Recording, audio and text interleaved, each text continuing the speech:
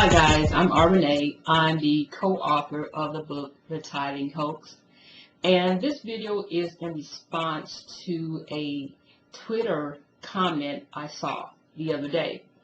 Now, this person posted a tweet stating that they did not have the money to pay their rent because they took all of their rent money to pay their tithes.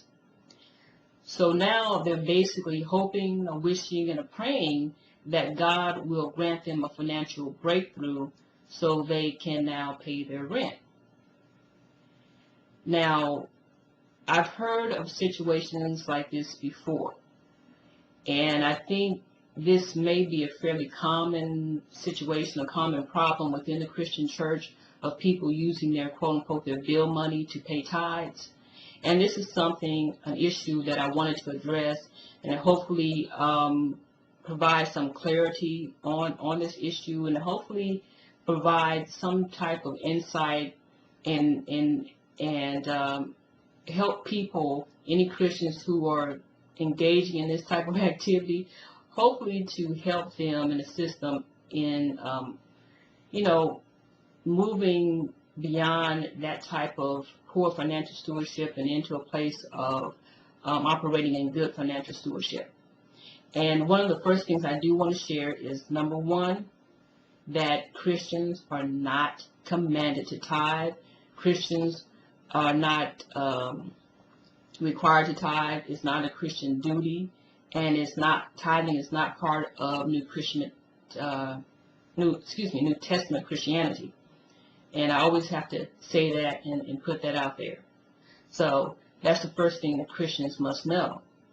And another thing that Christians must know when it comes to managing your money and using bill money to pay tithes, stop thinking that you are doing God a favor, that you are somehow paying God, because there's no such thing as paying God with your money.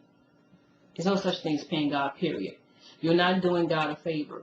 When you take the money from your rent, the money from your mortgage, your car note, your student loan, what have you, and you put it in the collection plate, or you put it in that tithe envelope, that money is going to the church. That money is going to the pastor. That money is not going to God. You ain't helping God one bit. And also keep in mind, God will not ask you or require you to neglect your financial responsibilities to quote-unquote pay him.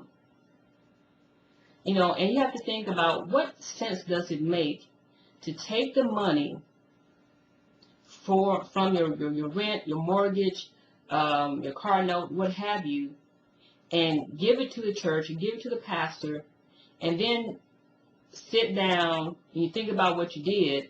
Now you're wondering, now how in the hell am I going to pay my bills? And this is what is called, you're wanting God to bless your mess. And in the Christian church, they have that proper saying, God doesn't bless mess. God is not going to bless your financial mess. God didn't ask you to make that type of choice and put yourself in that financial bind. You made that choice. You created that financial mess. And that's unfortunate.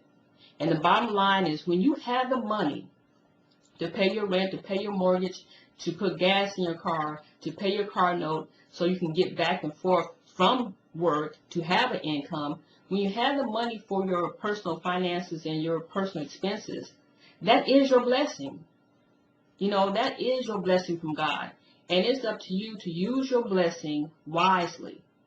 And taking rent money to put it in a collection plate, or to put it, in a tithing envelope, that is not wise, and it's not godly, and it's not biblical. Okay? And I think, this is so unfortunate for anyone to be in this type of situation, financial situation, especially when they don't have to be. So I think this type of problem persists in the Christian church because Christians really got it twisted about God, about the Bible, and about tithing.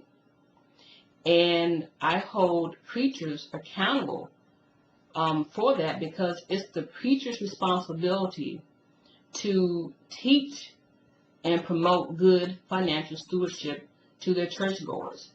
And preachers need to stop teaching tithing and start teaching and promoting giving and telling their congregations how to give and really how to manage their finances and better manage their money. Okay? Because nobody should give their rent money to the church or to the pastor and then wonder, okay, how the hell am I going to keep a roof over my head? That's just foolishness. Okay?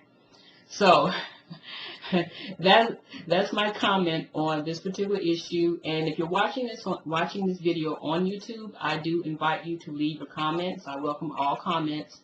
And if you want any more information about the topic of tithing, or if you have any questions about tithing, I also encourage you to visit the tithinghoax.com. Okay? I'm Renee. Thank you for watching, and I will talk to you later. Peace.